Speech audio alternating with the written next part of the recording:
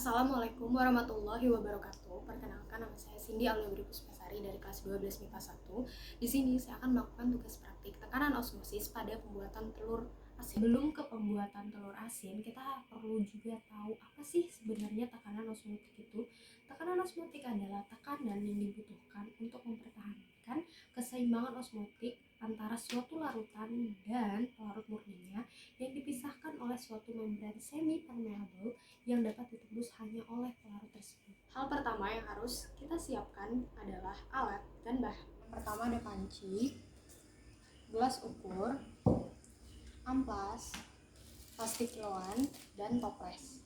Sedangkan bahan yang diperlukan adalah garam, telur bebek, dan air. Dari proses pembuatan yang pertama yang harus kita lakukan adalah mencuci telur bebek menggunakan air bersih agar tidak ada noda dari telur bebek yang menempel.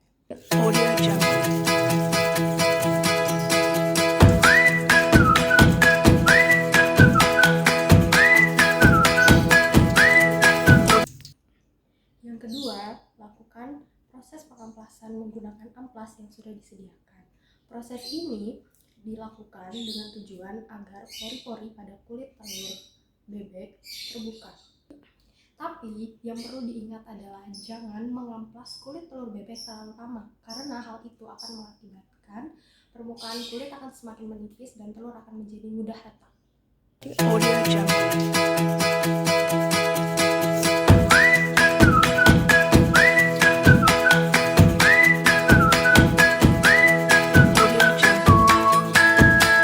Kemudian langkah yang ketiga, campurkan 1000 ml air dengan 200 gram garam. Kemudian sambil diaduk hingga mendidih.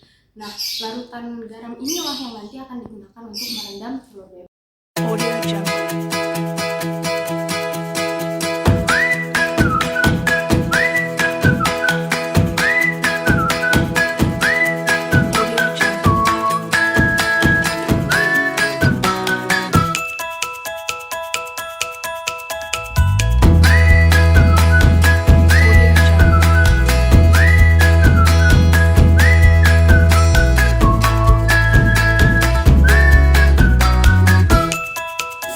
Plastik kiloan lalu isi dengan air, kemudian ikat.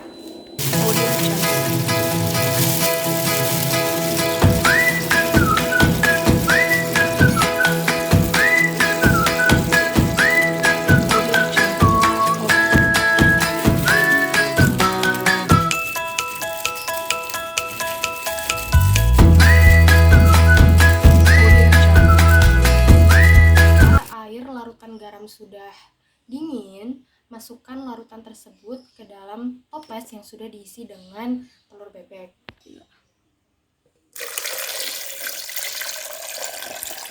Letakkan plastik kiloan yang sudah diisi oleh air ini di dalam toples yang sudah berisi dengan larutan garam dan telur bebek. Air berisi plastik kiloan ini berfungsi untuk pemberat. Kemudian tutup toples, lalu diamkan selama kurang lebih 10 hari.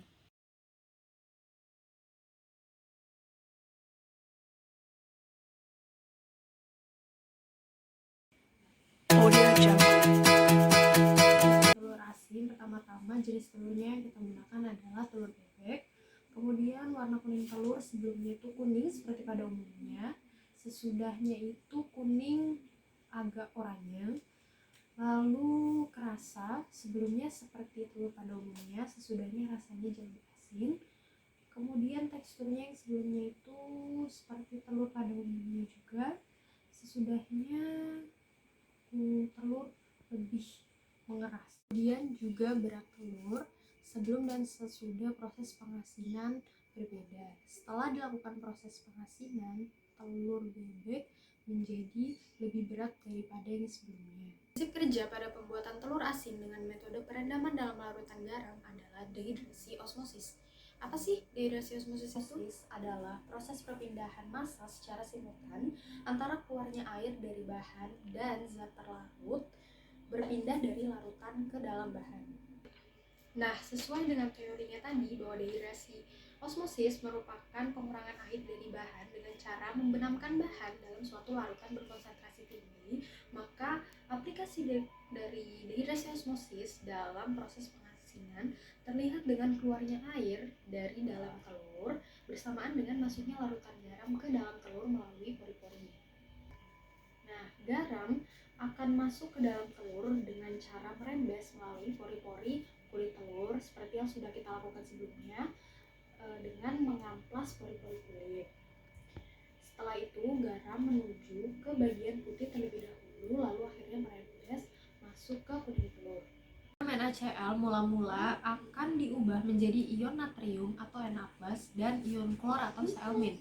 Ion klor inilah yang sebenarnya berfungsi sebagai pengawet dengan menghambat pertumbuhan mikroba yang ada pada telur. Pada proses pembuatan telur asin terjadi pertukaran ion yang bersifat stokiometri, yakni 1H+ diganti oleh 1Na+.